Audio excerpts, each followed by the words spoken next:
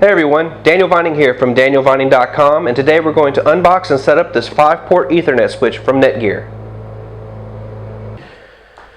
Okay, we've got the Netgear 5-port 10-to-100 fast Ethernet switch, model number FS605. I got this because I'm going to use it to hook up my MacBook and my gaming PC all on the same Ethernet line. I was going to get a splitter, but lo and behold, splitters don't exist.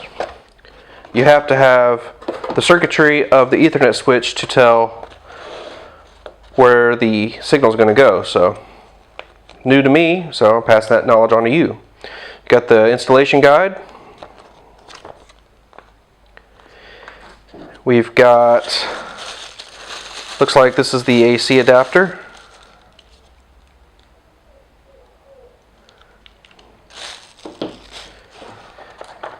And then we've got the switch itself. For what it is, it's not ugly. It's not exactly setting the world on fire, but it's not ugly either, so it'll get the job done.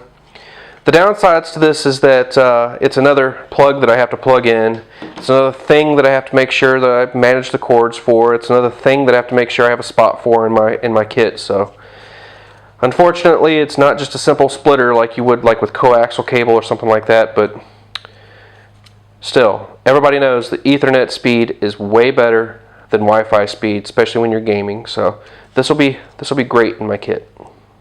That's the Netgear 5-port 10-100 fast Ethernet switch. So this is what I'm working with. Here's my MacBook. I have a 100-foot Ethernet cable coming into the room that's hooked up through this adapter, an Ethernet to Thunderbolt adapter. Follow that on down. You see that right now the cable goes out of the room, goes behind the desk and out of the room. Whenever I want to use my gaming PC, which is this beast right here, I have to switch things up and unplug that Ethernet cable and then plug it into this adapter that I've got down here. Now that trails back up to the computer. So with the new Ethernet switch, I hope to alleviate this problem to where it's just one continuous cable. This cable will come in from the other room to the switch, and then I'll have two more cables that will go to the MacBook and to the PC. Okay, so we've got the switch hooked up now. I've got the 100-foot cable coming from the other room into the switch, and then I've got the two computers, the MacBook and the PC, hooked up in the back.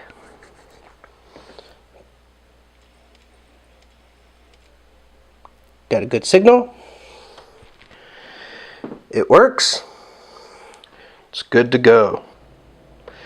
Well, there you have it. That's a simple job that has a huge impact on my day-to-day life.